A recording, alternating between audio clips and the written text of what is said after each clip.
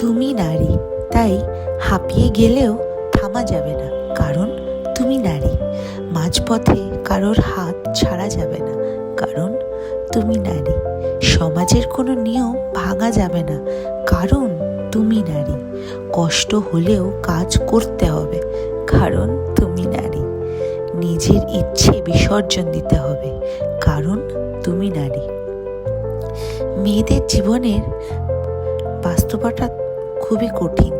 একটা মেয়ে সব সময় হেরে যায় বাস্তবতার কাছে, কখনো তার পরিবারের কাছে, কখনো তার প্রিয় মানুষটার কাছে, আবার কখনো তার ইচ্ছার কাছে। মেয়েরা চাইলেও তার ইচ্ছে মতো চলতে পারে না, তার ছোট্ট ছোট্ট ইচ্ছেগুলো পূরণ করতে পারে না তার ভালোবাসা দিয়ে কাউকে খুশি রাখতে। সারা জীবন কাটিয়ে দিতে হয়, মানিয়ে নিতে হয়, অবহেলা, অপমান, লাঞ্ছনা নিয়ে বেঁচে থাকতে হয় প্রত্যেকটি মেয়েদেরকে। আসলে মেয়েদেরকে সবাই নিজেদের সুবিধা মতো ব্যবহার করে যায়। বিবাহিত হোক বা অবিবাহিত মেয়ে, সবাই এই সমাজে লাঞ্ছিত। কেউ তোদেরকে তাদের মতো করে বুঝতে চেষ্টা করে না। হ্যাঁ ভাই, এটাই মেয়েদের জীবন। হ্যালো এভরিওয়ান, আমি Sayanti. Welcome back to my another new episode number 5। আজ সন্ধ্যেবেলা বাড়ি ফিরে ইচ্ছে হলো একটু পালং পানির করে খাই।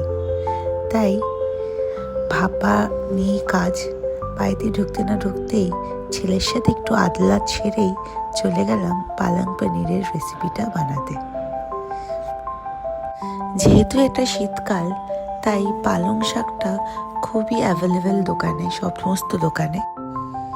আমি তো খুব শর্টকাটে এই পালং পনিরটা বানিয়ে ফেলি। সময়ও কম লাগে, আর তার সাথে রান্নাটা খুব স্বাদ হয়, ভালো হয় খেতে। ক্লাস 9-এ পড়তে অমলেট বানাতে গিয়ে পুরো পুড়িয়ে ফেলেছিলাম। তাও আবার মাকে না বলেই বানাতে গেছিলাম অমলেটটা। সেদিন মা ছিল না বাড়িতে। আজ আমি নিজের হাতে সবার জন্য রান্না করে খাওয়াই। আমার মাকেও খাওয়াতাম অনেক কিছু, নতুন নতুন রেসিপি রান্না করে। সেসব তো নয়, স্মৃতি হয়েই রয়ে গেল আমার জীবনে।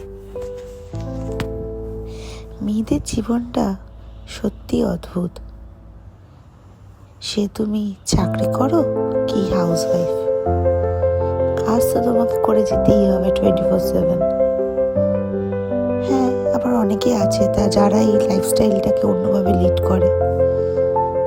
আমার এই ভিডিওটা যদি তোমাদের ভালো লেগে থাকে, তাহলে অবশ্যই কমেন্ট বক্সে কমেন্ট করতে ভুলো না কিন্তু।